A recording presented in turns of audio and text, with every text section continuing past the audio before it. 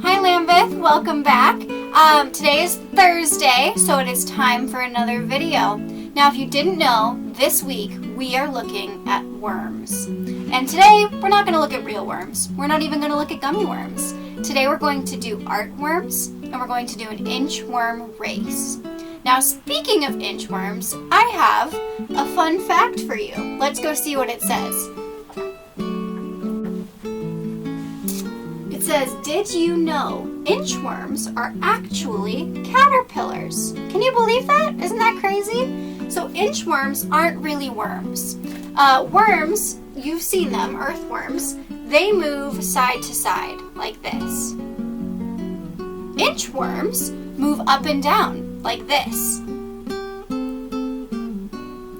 So inchworms are actually caterpillars, and that means that all inchworms are going to become moths or butterflies or something like that. Isn't that pretty cool? Alright, now it's time to get on to our activities. So the first activity we're going to be doing is some earthworm art. Now this art is abstract, which means it may not exactly look like worms. They're not brown, they're not slimy, but they give you kind of the idea of worms. Each one of these looks a little bit like a worm, maybe if you squint and tilt your head. And then the other activity that we're going to be doing is a racing inchworm. So here you can see my inchworm. His name is Phil, and I'm going to show you how to make a Phil and how you can race him with your brothers and sisters. So let's go ahead and get started. Alright, so to make your inchworm art, all you're going to need is a marker, a piece of paper, and a bag of crayons. So if you don't have any of those things, come and ask me and I can get them for you. So the first part of your art is going to be the squiggly worm lines. So let's go ahead and get those drawn. It doesn't matter how you draw them, they can be any kind of squiggle. They don't have to be straight, they don't have to be even. Any old squiggle works. So you're going to fill up the whole page with these squiggles. Just like this. Now what you're going to do is make your lines. So what you want to do is kind of pick an elbow. So I'm going to put my elbow right here, and I'm going to make one line arching up this way and one line arching down this way. Just like that. I'm going to do the same thing right here and one more right here. And now all you have to do is draw some more lines. So I'm just going to fill this column up. All of these arch upwards. And down here, all of these arch downwards. Just like this. Alright. So you would do that for every single one of these columns. And the next part is this shiny bit right here. So to do this, all you're going to do is pick where you want your shiny bit, draw two lines, and you're just going to keep on going. So that's something that you would do again in each and every one of these. And then once that's done, you can start coloring those in. So this is what that'll look like when it's done, and you can start coloring it in.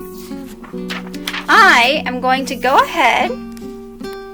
I've already colored in a little bit, but I'm going to go ahead and color in the rest of it, and I'll show you how it looks at the very end.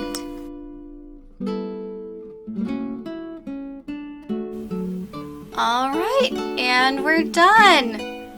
So there you have it. That is how you do the funky worm art, the abstract worm art, if you will. I'm going to go ahead and put you back in your home, and the next up activity is our inchworm fill.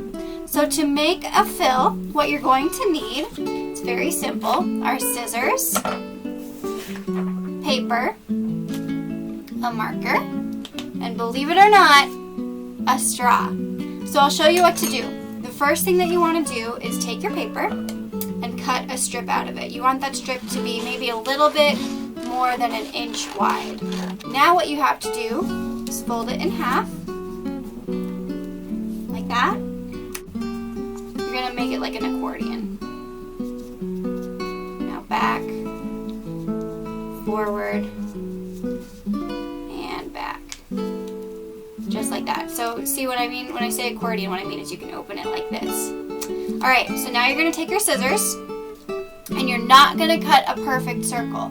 Do not do that, otherwise you'll mess up your worm. So I'm going to start a little bit away from the center, maybe over here. I'm just going to cut the corners off. I'll do the same thing on the other side, but again, we're not going to cut a full circle, so I'm going to leave some space and just cut off my corners. Just like that. Now when you open it, you have a little worm. So your worm is going to need a little bit of adjusting because you want your two ends to be flat, just like that, and you want your middle to kind of poke up a little bit. So go ahead and unfold your worm a little bit.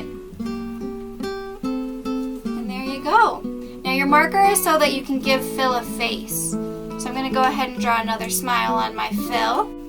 And there he is. There's my inchworm. So now I have two of them.